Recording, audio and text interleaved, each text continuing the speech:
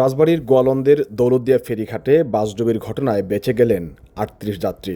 ফেরিতে ওঠার আগেই তাদের বাস থেকে নামানো হয়। তবে এ ঘটনায় আহত হয়ে হাসপাতালে চিকিৎসাধীন বাসের চালক ও হেলপার।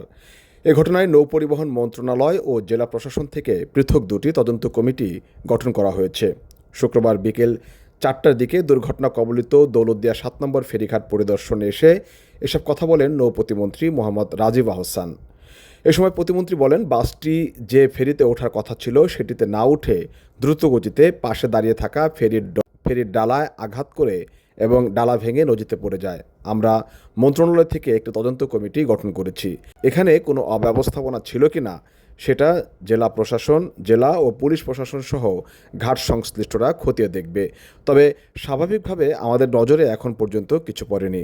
প্রধানমন্ত্রী তারেক রহমানকে ধন্যবাদ জানিয়ে তিনি বলেন, আজকের বড় এই দুর্ঘটনার হাত থেকে বেঁচে যাওয়ার জন্য প্রধানমন্ত্রীকে ধন্যবাদ জানাই, কারণ উনি সরাসরি বাস থেকে যাত্রীদের নামিয়ে ফেরিতে ওঠার পর আবার বাসে ওঠার নির্দেশনা দিয়েছেন। মানুষকে বাস থেকে নামানো খুব কষ্টকর ব্যাপার। বাসে অনেক বয়স্ক অসুস্থ মানুষ, শিশু বাচ্চা থাকে। তারপরও আমরা শতভাগ নিশ্চিত করার চেষ্টা করেছি। আজকের ঘটনার মাধ্যমে প্রমাণিত হয়েছে আমরা বাস থেকে শতভাগ যাত্রী নামিয়ে ফেরিতে ওঠানোর চেষ্টা করেছি, যেটি দেশের ইতিহাসে ছিল না। তিনি আরও বলেন, ঘটনাটি কিভাবে ঘটেছে সেটি নিয়ে আমরা কাজ শুরু করেছি। সেজন্য আমরা এবং জেলা প্রশাসন একটি তদন্ত কমিটি গঠন করেছে। গাড়ির চালক হেলপার সুস্থ হলে জানা যাবে গাড়ির কোনো সমস্যা ছিল কিনা, চালকের কোনো সমস্যা ছিল কিনা বা গাড়ির ফিটনেসের কোনো সমস্যা ছিল কিনা, সেই বিষয়গুলো তদন্ত করে দেখা হবে। এ সময় বিআইডব্লিউটিসি, বিআইডব্লিউটিএ, রাজবাড়ী জেলা ও পুলিশ প্রশাসন, নৌ পুলিশের ঊর্ধ্বতন কর্মকর্তা সহ বিএনপি নেতাকর্মীরা উপস্থিত ছিলেন। এর আগে সকাল 9:30টার দিকে দৌলতদিয়া ৭ নম্বর ফেরিতে ওঠার সময় কবরী ফেরির র্যাম্প ভেঙে নদীতে পড়ে ডুবে যায় বাসটি। ঘটনার পর জেলা ও পুলিশ প্রশাসন, র্যাব, সেনাবাহিনী, BIWTC, BIWTA, fire service, coast guard, নৌপুলিশ সহ অন্যান্য আইনশৃঙ্খলা রক্ষাকারী বাহিনীর সদস্যরা বাসটি উদ্ধারে কাজ করেন। প্রায় 2 ঘন্টা চেষ্টার পর দুপুর 12টার দিকে বাসটি বিআইডব্লিউটিএর উদ্ধারকারী জাহাজ হামজা ও ডুবুরি দলের সহায়তায় পানির নিচ থেকে উদ্ধার করে উপরে তোলা হয়। পরে প্রমাণ সাপেক্ষে যাত্রীদের মালামাল হস্তান্তর করা হয় এবং দুর্ঘটনা কবলিত বাসটি রেকারের মাধ্যমে সরিয়ে নেওয়া হয়। বিকেল 3:30টার দিকে ফেরিটি ঘাট থেকে সরিয়ে নিয়ে যানবাহন পারাপার স্বাভাবিক করা হয়।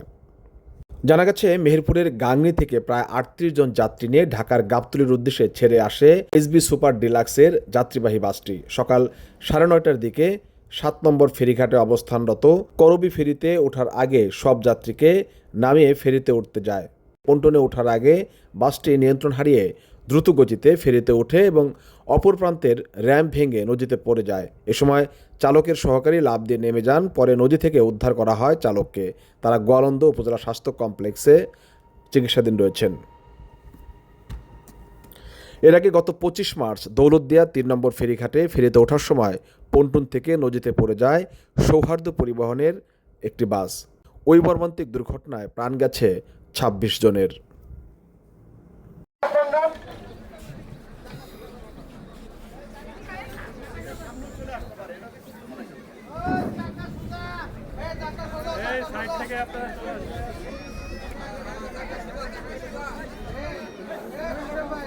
একটি হাত সামনে টান দাও, তাহলে সিধা হয়ে যাবে।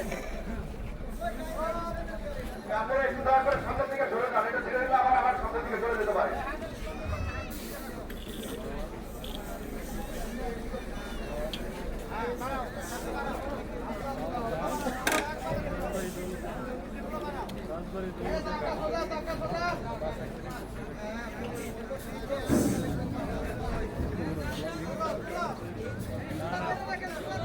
জনসাধারণের প্রতি দৃষ্টি আকর্ষণ করছি, সকলে সতর্ক থাকবেন। দয়া করে নিরাপদ দ্রুত অবস্থান বজায় রাখবেন। সকলে সতর্ক থাকবেন। দয়া করে নিরাপদ দ্রুত অবস্থান বজায় রাখবেন।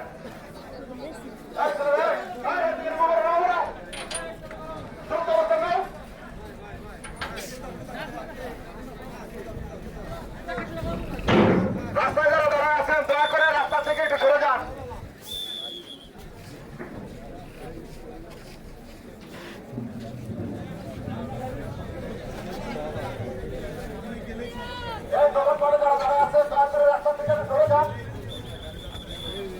দয়া করে রাস্তা থেকে সরে যান, নিরাপদ থাকুন।